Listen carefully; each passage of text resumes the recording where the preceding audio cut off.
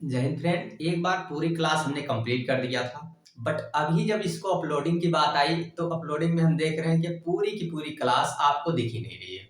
मतलब वीडियो में है नहीं थी।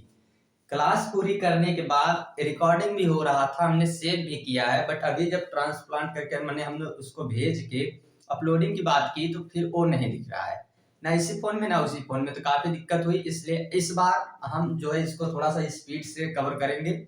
ठीक है, तो इसमें जो है थोड़ा सा आप लोगों को आज लेट इसी के पीछे हो रहा है। ठीक है, और उसका रीजन है क्योंकि ये वीडियो एक बार कंप्लीट हो चुका और दोबारा फिर से हमको बनाना पड़ रहा है। ठीक है, इसलिए भाई थोड़ा सा आप लोग ऐसा समझेंगे। शायद ये ना, जब हमने बोल दिया था उस दिन कि भाई कुछ भी हो जाए सूरज पूरब से निकलना बंद कर दे, लेकिन हम इसको बंद नहीं करेंगे ना।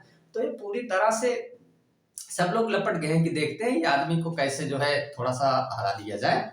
तो फिर चलिए ठीक है, कोई बात नहीं। जब ख्वाबों में अरमान लिया, मंजिल को अपना मान लिया, फिर मुश्किल क्या आसान क्या, जब ठान लिया तो ठान लिया। तो फिर अभी तो हमको पूरा करना है और ये हम पूरा करके रहेंगे। देखते हैं ये कितनी बार नहीं अपलोड होता है, क्या नहीं होता है। तो चलिए ठीक है, स्टार्टिंग से इसको थोड़ा सा देखना पड़ेगा। बाकी ये सारी चीजें अगर हमको लगता है तो फिर हम लोग इसको क्या कर देते हैं कि क्लियर ही कर देते हैं स्क्रीन, और फिर हम लोग एक नया पीडीएफ यहाँ पे ऐड कर देते हैं। उसके पीछे का क्या रीजन है कि अगर हमको लगेगा कि ऐसे ही सब चीजें यहाँ पे दिख रही हैं तो फिर जैसा भी हो अभी देख लेते हैं। 1 मिनट आप रुकेंगे, ठीक है। और ये सारी चीजें हम फिर से जो है इरेज करके और आप लोगों को दिखा देते हैं। ठीक है, कि क्या क्या चीजें हमको यहाँ पे बताना था। भाई ये सब ऐसा इसलिए हो गया कि क्योंकि जो है हमें लगा कि अपलोडिंग हो चुका है, बट ठीक है, कोई बात नहीं है। कितनी बार आएंगी ये सब, थोड़ी थोड़ी छोटी छोटी परेशानियों से कौन इतना घबराए। थोड़ा सा लेट हुआ है, बस इतना ही हुआ है, बाकी कोई ज्यादा दिक्कत नहीं है। वरना हमने तो सारी चीजें कंप्लीट कर ही दी थी। और आप लोगों को इसलिए हमने दिखाना सही समझा कि भाई अब इसको हटा के फिर ही आप लोगों को दिखाते, बट हमने सोचा कि भाई साथ में आपको दिखाते हैं, क्योंकि आप भी तो इसके जिम्मेदार पूरे हैं। क्योंकि आप लोगों का अगर जो है ये देखना दिखाना ज्यादा रहता ना तो फिर ऐसा थोड़ी होता। चलिए ज्यादा समय नहीं लगेगा, बस हो गया है। ठीक है, हो गया है और ये सारे क्वेश्चन हम लोग समझ लेते हैं।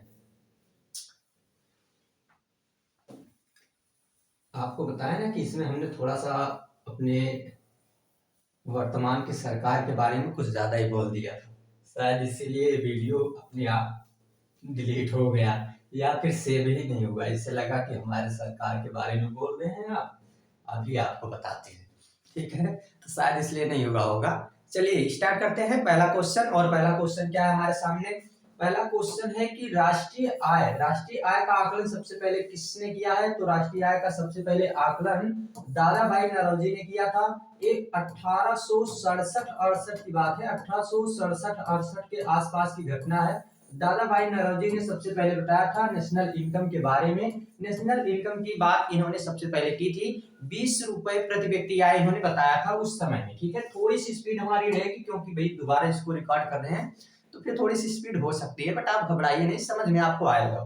भारत की अर्थव्यवस्था कौन सी है? तो भारत की अर्थव्यवस्था देखिए, अर्थव्यवस्था 3 तरह की होती है। अर्थव्यवस्था की अगर हम बात करते हैं तो 3 तरह की होगी भाई। एक तो रहती है पूंजीवादी। अब पूंजीवादी किसको कहते हैं? तो पूंजीवादी उसको कहते हैं जहां पे प्राइवेट व्यक्ति का पूरी तरह से अपना क्या हो, बोलबाला हो। ठीक है, प्राइवेट व्यक्ति का, अडानी अंबानी जैसे लोगों का बोलबाला हो। जियो का रिचार्ज इतना महंगा करके अपना सब कुछ जो है लूट लेते हैं। तो इसमें चलता है किसमें?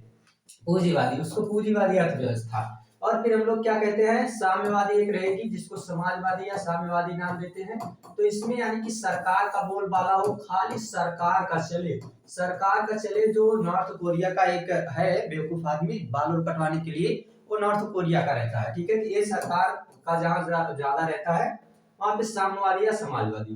बट ये दोनों से मिलके एक जो व्यवस्था चलती है यानी मिक्सर रहेगा, यानी मिक्स हो जाएंगे तो मिश्रण ना करके उसको हम क्या नाम देंगे? मिश्रित अर्थव्यवस्था। दोनों से मिलकर बनी हुई हो तो उसको हम लोग मिश्रित अर्थव्यवस्था के नाम से जानते हैं। ठीक है, अगला क्वेश्चन क्या है?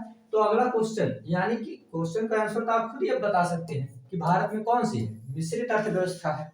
क्यों क्यों मिश्रित अर्थव्यवस्था है? क्योंकि भाई हमारे यहाँ अभी तो ऐसा नहीं हुआ ना कि सब कुछ प्राइवेट हो गया है, अभी तो कुछ चीजें बची हैं सरकार के हाथ में। तो ये सारी चीजें अभी हम देख सकते हैं कि कहाँ हमको देखने को मिलेगा, भारत की अर्थव्यवस्था में। ठीक है, आगे अगला देखें, अगर निम्नलिखित में से कौन सा क्षेत्र भारत के सकल घरेलू उत्पाद जीडीपी, जीडीपी का मतलब क्या होता है, तो इसका मतलब होता है ग्रॉस डोमेस्टिक प्रोडक्ट। ठीक है, यानी कि जीडीपी अगर हम बात करें तो एक साल में उत्पादित होने वाली अंतिम वस्तुओं और सेवाओं का जो भी जितनी एक साल में उत्पादित होने वाली वस्तुओं और सेवाओं का अंतिम मूल्य होता है। ठीक है, यानी जितनी वस्तुएं और सेवाएं उत्पादित की गई हैं उन सबका जो अंतिम मूल्य होगा उसको हम लोग क्या नाम देंगे, उसको हम लोग नाम देंगे जीडीपी। और हमारे देश की अगर जीडीपी की बात की जाए तो ये सबसे ज्यादा किसका योगदान है, तो सेवा क्षेत्र का योगदान है, ये भी 53% के आसपास योगदान है। जबकि अगर हम उद्योग की बात करें यानी कि जो दूसरे नंबर पे आता है, ठीक है, जिसको निर्माण या विनिर्माण कहेंगे, तो इसका 26% योगदान है। बाकी बचा हुआ जो है वो कृषि क्षेत्र में आ जाता है। कृषि क्षेत्र को हम लोग प्राथमिक क्षेत्र कहेंगे, उद्योग को हम लोग द्वितीय क्षेत्र कहेंगे, सेवा को हम लोग तृतीय क्षेत्र के अंतर्गत रखते हैं, और खनन भी आ जाएगा प्राथमिक क्षेत्र के अंतर्गत। बात समझ में आई क्या? आगे बढ़ जाए हम तो आगे आ जाते हैं, भारत में हरित क्रांति का जनक किसको कहा जाता है? भाई हरित क्रांति का जनक किसको कहेंगे?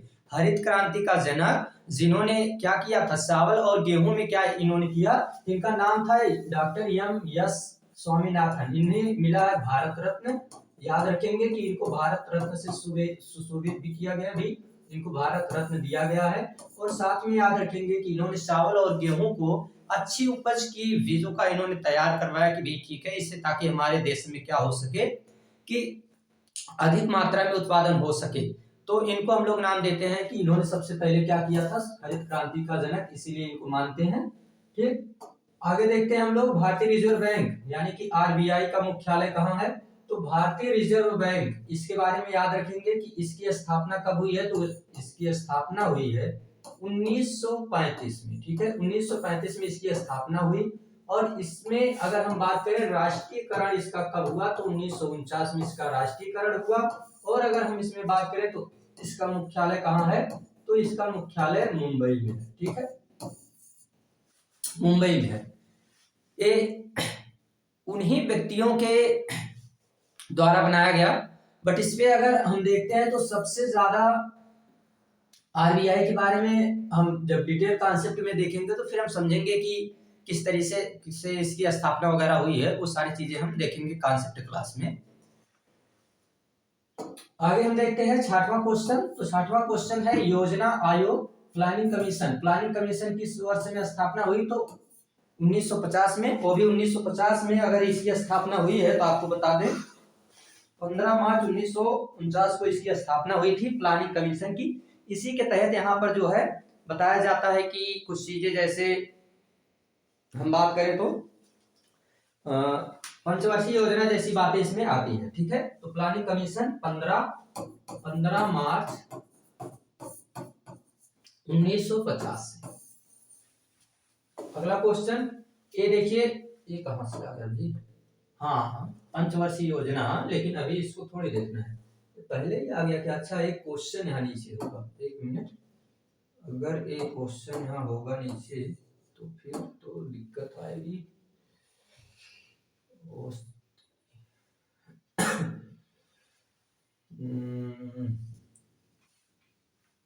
एक मिनट हमको दीजिएगा, बहुत सही है, लेकिन क्या, लेकिन ए, आप इधर जाओ जी, आप इधर जाओ थोड़ा सा, अभी आपको हम बुलाते हैं। हाँ, क्वेश्चन यहाँ है हमारा, फिर अभी हम उनको बुला लेते हैं। तो क्वेश्चन ये रहो जी हमारे, और यहाँ आ जाओ। हाँ, ये क्या हो गया जी, बस सही है। तो यहाँ पे गरीबी हटाओ का नारा किस पंचवर्षीय योजना के तहत दिया गया था? गरीबी हटाओ का जो नारा दिया गया कौन सी पंचवर्षीय योजना में? तो देखिए, पंचवर्षीय योजनाएं हम सभी समझ लेते हैं, अभी सभी पंचवर्षीय योजनाओं को अभी हम समझ लेते हैं, लेकिन आपको याद रखना है कि गरीबी हटाओ पंचवर्षीय योजना के तहत ये किस पंचवर्षीय योजना में आया है। इसका नारा तो दिया था भाई इंदिरा गांधी ने।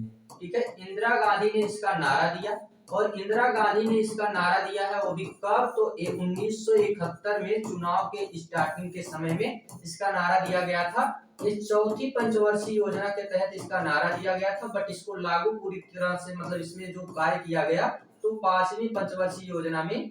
तो हमको याद रखना है कि पांचवी पंचवर्षीय योजना में इसमें काम हुआ है, बट इसका नारा कब दिया गया है, तो चौथी पंचवर्षीय योजना में। आइए 1 मिनट में थोड़ा सा हम समय ना लेते हुए पंचवर्षीय योजनाओं को एक बार देख लेते हैं, और जैसे ही पंचवर्षीय योजनाओं को हम लोग समझेंगे, पंचवर्षीय योजनाएं, ठीक है, ये रही पंचवर्षीय योजनाएं। अब इनको आप थोड़ा सा समझ लेंगे और इसके बाद हम लोग आ जाएंगे अपना अगले क्वेश्चन पे। ज्यादा समय नहीं लेंगे क्योंकि एक बार जो है थोड़ा सा हमको लेट हो गया, नहीं तो फिर भाई इसको भी डिटेल में चर्चा हमने किया था पहली बार, बट क्या कर सकते हैं। तो पहली पंचवर्षीय योजना 1951 से 56 तक कृषि को प्राथमिकता, दूसरी पंचवर्षीय योजना 1956 से 61 तक उद्योग की प्राथमिकता, तीसरी पंचवर्षीय योजना 1961 से, इस रिलायंस पे थोड़ा सा इनका अपना ध्यान था। फिर चौथी पंचवर्षीय योजना में अगर देखेंगे 1969 से 74 तक, इसमें न्याय के साथ गरीबी को कम करने की बात यहाँ से होना शुरू हुआ और गरीबी पूरी तरह से हटाई गई पांचवी पंचवर्षीय योजना में 1974 से 79 के बीच में। बात समझ में आई। 1906 जो छठवीं पंचवर्षीय योजना है 1980 से 85 तक चली, और इसमें क्या बताया गया कि भाई जो भी पंचवर्षीय योजना पांचवी है उसी को थोड़ा सा जोड़ दिया जाए। सातवीं पंचवर्षीय योजना क्या है, इसमें फूड प्रोडक्शन, रोजगार, इन सभी पे अपना जो है ज्यादा फोकस किया गया था। आठवीं पंचवर्षीय योजना ये क्या है, इसमें रोजगार के साथ साथ जनसंख्या नियंत्रण पर भी ध्यान दिया गया।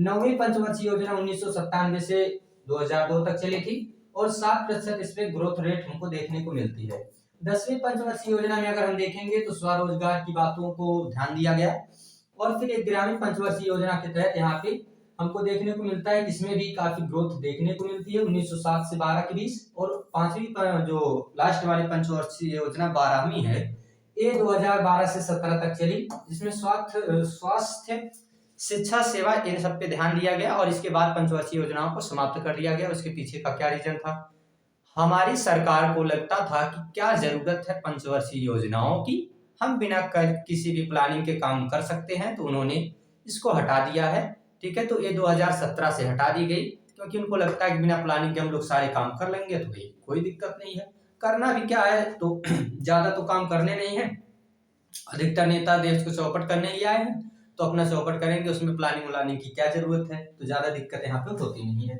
अगला अगर हम लोग देखें तो अगला क्वेश्चन क्या है, भारत में श्वेत क्रांति। श्वेत क्रांति किससे संबंधित है, तो दुग्ध उत्पादन से संबंधित है।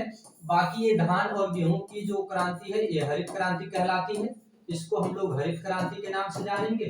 और जो बीच में बस जा रही है एक मछली उत्पादन, तो मछली भाई नीली नीली होती है, तो इससे हो जाती है ये नीली क्रांति। बात समझ में आई, नीली क्रांति। और अगर तिलहन रहेगी तो उसको हम लोग क्या नाम देते हैं, पीली क्रांति। बात समझ में आई क्या। तो ये सभी क्रांतियां हैं, इनको हम लोग कॉन्सेप्ट क्लास में डिटेल डिस्कस करने वाले हैं। तो यहाँ पे अभी क्या है, अभी आंसर क्या होना चाहिए, श्वेत क्रांति, दुग्ध उत्पादन। भारत सरकार द्वारा जन धन योजना कब शुरू की गई, जन धन योजना 5 किलो बांटने का नियम कब से स्टार्ट हुआ है, 2014 में उस सरकार आई है, तो भाई तभी से बटेगा।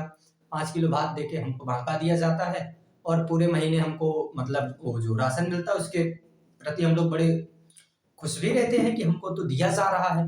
अधिकतर लोगों से हमने ये सुना है कि मोदी जी बड़े अच्छे हैं, उन्होंने हम लोगों को राशन दिया है, और हम लोगों को भी 2000 रुपए महीने, जो भी 3 महीने 6 महीने जो भी मिलते हों वो पैसे मिल जाते हैं, तो फिर हम बड़े खुश रहते हैं। ऐसी सरकार तो हमको मिल गई है कि क्या ही बताएं भाई, ये उनकी जिम्मेदारी और कर्तव्य है, ये तो ना के बराबर पूरा किया जा रहा है, तो ऐसी कोई बहुत बड़ी बात थोड़ी है। आप उस देश में रह रहे हैं, लोकतांत्रिक देश में, तो उनकी जिम्मेदारी पूरी बनती है आपके देश में ये सारी चीजें। 5 किलो भात दे के बहकाने वाली जिम्मेदारी थोड़ी होती, सारी चीजें होती हैं। तो ऐसा नहीं कि ये बहुत वो चीजें हैं, बाकी बहुत और भी चीजों को ध्यान देना है कि किस तरीके का हमारे यहाँ अभी जो एजुकेशन का रेट किस तरीके का रहा है। ठीक है, सरकारी हॉस्पिटलों में किस तरीके की यहाँ पे अभी नौबत आ चुकी है कि सब कुछ प्राइवेट हो रहा है। अभी प्राइवेट में भी, प्राइवेट जितने भी स्कूल हैं उनकी भी हाल देख लीजिए,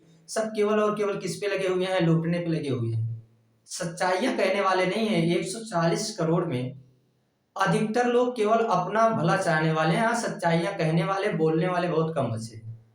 जो बोलते हैं थोड़े से संकट में आ जाते हैं, इसलिए अधिकतर लोग बोलते नहीं हैं कि फिर हमको जवाब देना पड़ेगा और लोगों को जवाब देना पड़ेगा, बताना पड़ेगा कि कैसे क्या होता है। जवाब दीजिए, पूछे कोई तब तो जवाब दिया जाए, कोई पूछने वाला भी नहीं।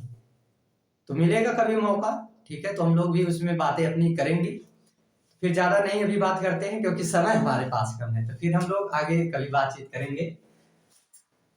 कॉन्सेप्ट क्लास में जो भी कॉन्सेप्ट आएगा उस पर पूरी तरह से जो है बातें रखी जाएंगी। बाकी बाद में जो चीजें होंगी, जिनको भी जवाब देना होगा हम लोग दे देंगे। अगला क्वेश्चन क्या है, भारत सरकार द्वारा जन धन योजना, ये बार बार आ रहा है क्योंकि बार बार इसमें चावल मिलता है आपको। निम्नलिखित में से कौन सा टैक्स सरकार द्वारा लगाया जाता है? तो इनकम टैक्स, आयकर। इनकम टैक्स जो है सरकार द्वारा लगाया जाता है, ठीक है। बाकी इतने क्वेश्चन आप लोगों को थोड़ा सा कम समय में इसलिए आज बताया गया है, उसके पीछे का रीजन हमने आपको बता दिया। भाई ज्यादा समय इस पे हम नहीं ले सकते, ऐसे भी लेट हो चुका है, ठीक है, आप लोगों को। तो हम जो है इसको अपलोडिंग अभी करेंगे, फिर थोड़ा समय उसमें जाएगा। तो फिर मिलते हैं हम लोग अगली क्लास में। शाम को आप लोगों को कॉन्सेप्ट क्लास मिलेगी पॉलिटी की, तो देखना ना भूलिएगा। तब तक हम लोग चलते हैं, तो thanks, take care, bye bye. मिलते हैं हम लोग शाम की क्लास में।